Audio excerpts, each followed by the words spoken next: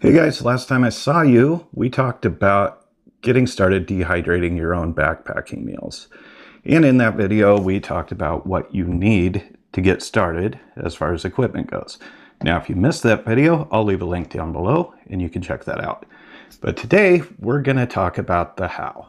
So you can dehydrate all kinds of foods, and you can dehydrate entire meals or individual ingredients. Now in this video, I'm mostly going to be talking about dehydrating those individual ingredients, just because there's some fundamentals about how to do it, what temperature, and how long you want to leave those in the dehydrator. Now, if you take this route, you can mix those ingredients after you're all done into whatever meal you want to rehydrate out there. So whatever you decide to dehydrate, you want to have all of those pieces pretty uniform, meaning they should all be approximately the same size. And the reason for this is smaller pieces are going to dehydrate faster than larger pieces. So if you have a mix of large and small chunks of food, some of those are going to fully dehydrate before the others do. And if you wait until the bigger ones are dehydrated, the smaller ones are going to pretty much just crumble into powder. So a fundamental of dehydration is uniformity. So for instance, if you want to make banana chips for a nice snack along the trail, you're going to want to cut all of those pieces approximately the same size, like so. Now, the main things you'll probably be dehydrating are vegetables, fruits, and meats. You can also dehydrate things like beans and rice. So let's take a look at vegetables. Now, our focus here is making backpacking meals with the assumption that you're trying to make something similar to the freeze-dried meals out there. We're trying to make something that you can put in a bag, add boiling water, let rehydrate, and eat. So everything you're going to be dehydrating should be fully cooked. Now, you can dehydrate fresh vegetables, frozen vegetables, but you're going to have to cook those out there. But if you want to do that, you need to blanch them first. And if you're not familiar with blanching, you're going to be dropping those into boiling water for 1 to 3 minutes, and then immediately removing them and putting them in an ice bath. Now, what this is going to do is retain all of those nutrients as well as the color, and it's going to keep them from being hard and gross when you do cook them out there. But for our purposes, we're going to want vegetables that are fully cooked. And the easiest way to do that is to get canned vegetables, because canned vegetables have already been cooked. So if you want to dehydrate canned vegetables, as you know, those are in cans full of water. So the first step is to open the can, obviously. And then you're going to want to drain the water off of that. It's easiest to just use a colander and let those drip dry as possible, but they're still going to retain a ton of moisture. So what I like to do is put down paper towels, and once those have dripped as much as they're going to in the colander, I'll spread them out on those paper towels, put a paper towel on top, and blot them. Now, you don't want to crush them. They are fully cooked, so be gentle, but try to get as much moisture out of there as possible. Now, if you don't do this, they'll still dehydrate, but they're going to take much, much longer. So today I'm using a can of mixed vegetables just because there's a little variety of different vegetables there, just to kind of show you what this is going to look like when you're finished. Now, it's important to spread out whatever you're dehydrating so you get as much air circulation as possible, and that helps them dehydrate fully. Now, because these vegetables are so small, if I just put them directly on the wire rack, a lot of those are going to fall through. So we have the little mesh mats here, and those are going to help keep them in place while they dehydrate. And once these are all spread out as much as possible, we're just going to put that rack right in the dehydrator. Now, some vegetables are better than others as far as dehydrating, and let's take a look at some of those. And I've included rice and beans in this list as well. Now, again, we are assuming these are fully cooked foods. because generally when you buy rice or beans in the store, they're already dried, but not cooked. And you also see that there are temperatures on this list as well. Generally, when we dehydrate vegetables, they're going to be dehydrated at a lower temperature.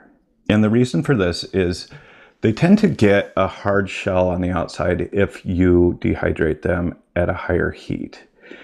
And that can trap some of the moisture inside, and what you end up with can spoil if you're storing it for a long time. So generally, your vegetables are going to be at this lower temperature. Now, another thing that dehydrates really well are fruits. And generally, you're not going to be making a dinner that's got fruit in it. But as you've noticed in the grocery stores, there's all kinds of dried fruits that make great snacks along the trail.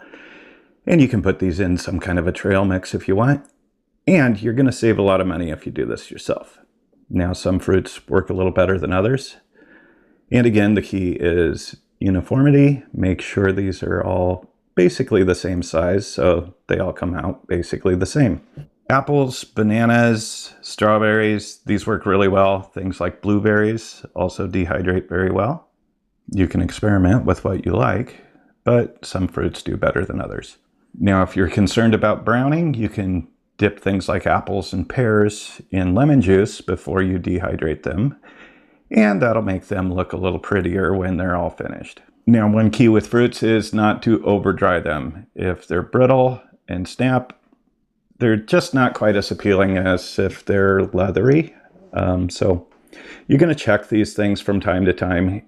Even if there's recommended times to dehydrate, you do want to check them, because sometimes things get done before you think they're going to. So don't go to work for 8 hours and come back and assume everything's going to be perfect. Now, I mentioned dehydrating meats. And for those of us that eat meat, it's really nice to have those proteins out there, but they're going to require a little bit more work.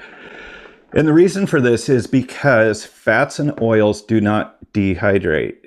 And those fats will become rancid, and they're going to make your food disgusting, and it might make you sick.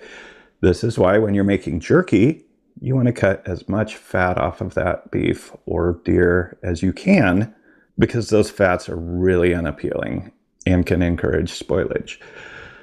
So if you're using meats in your recipes, it's best to use lean meats. Now, one thing that works great is chicken breast. It has a very, very low fat content.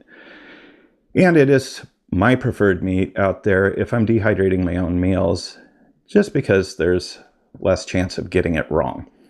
Now, if you want to use ground beef, you can do that as well. But you're going to be looking for the lowest fat content. And then after you cook any of these meats, especially if you're frying them, you're going to want to make sure you remove as much oil as possible. So as you cook your hamburger, you're going to find that there's a lot of grease in that pan. Now, to remove as much as possible, the best thing to do is to run hot tap water in your sink, put those meats in a colander, and run hot water over them after they're fully cooked. While you're doing that, you're going to mix that with your hands and continue to mix that and try to get as much fat out of that as possible until the water is running clear. Another thing about ground beef is that it tends to be kind of crunchy and brittle even after you've rehydrated it. One way to avoid that is, when you're preparing the meat, is to mix breadcrumbs in with it. So after you run all of that grease out, mix in some breadcrumbs, or you can do that before you fry it. And what this is going to do is, when you rehydrate that meat, those breadcrumbs are going to absorb moisture. It's going to help the meat rehydrate better. It's going to have a better texture, and it's going to be a much better meal. Now, you can also use pork, but pork has a lot of fat content. You're going to do the same thing with something like sausage. My suggestion would be to use a turkey sausage, which has lower fat. And even if you're using something that requires ground beef, consider using ground turkey, because you can find ground turkey that's 99% fat-free. It just makes it a lot easier to prepare. If you absolutely hate ground turkey, go ahead and do the beef. Just make sure you get as much fat out of that as possible. And again, we want everything to be uniform. So if you're doing chicken, shredded chicken is great because everything's basically the same size and it's going to dehydrate faster. But if you're using chunks, just make sure they're all basically the same size. Otherwise, what's going to happen is you're going to get some brittle chunks while you're dehydrating.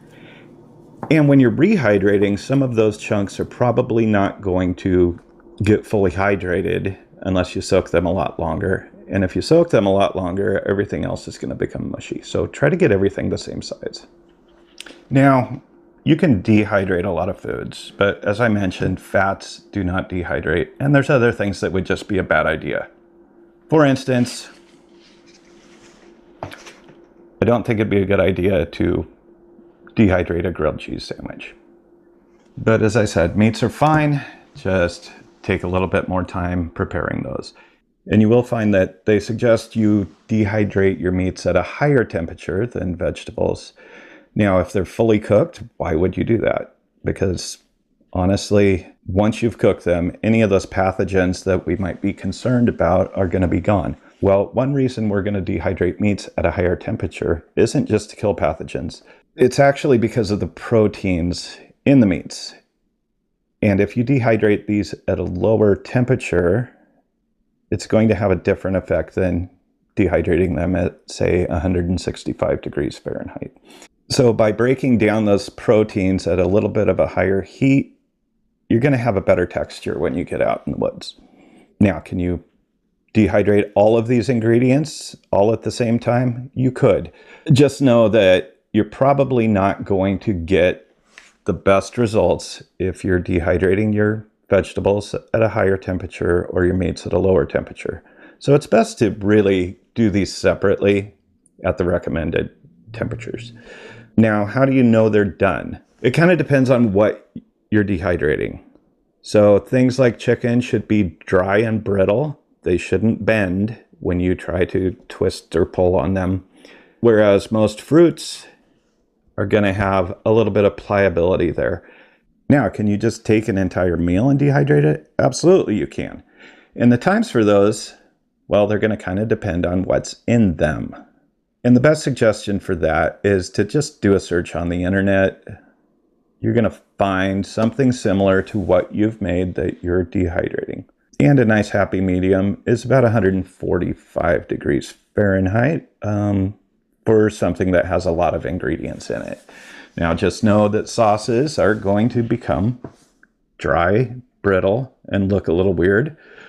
And I do suggest that if you're making something like spaghetti, that you put more sauce in that than you're accustomed to when you make it fresh, because I have found that there is a tendency for these things to not be as hearty when you rehydrate them, almost a little watery and bland compared to when you made them in the first place. So anything that has a sauce, I personally recommend overdoing the sauce before you dehydrate it, just to make it a little more like it was when you started.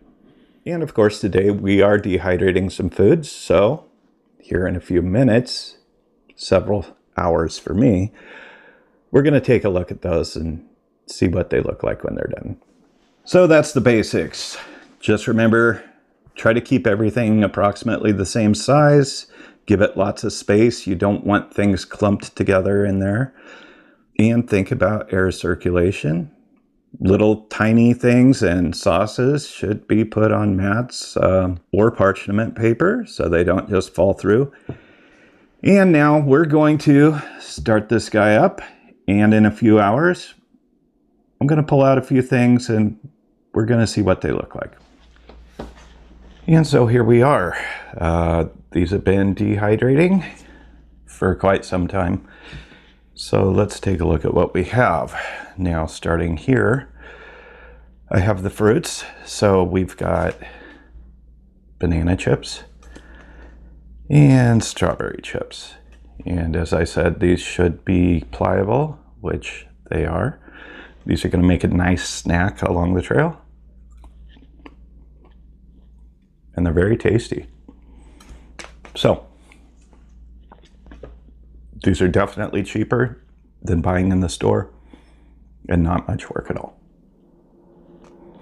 Over here on the other side, we have our mixed vegetables.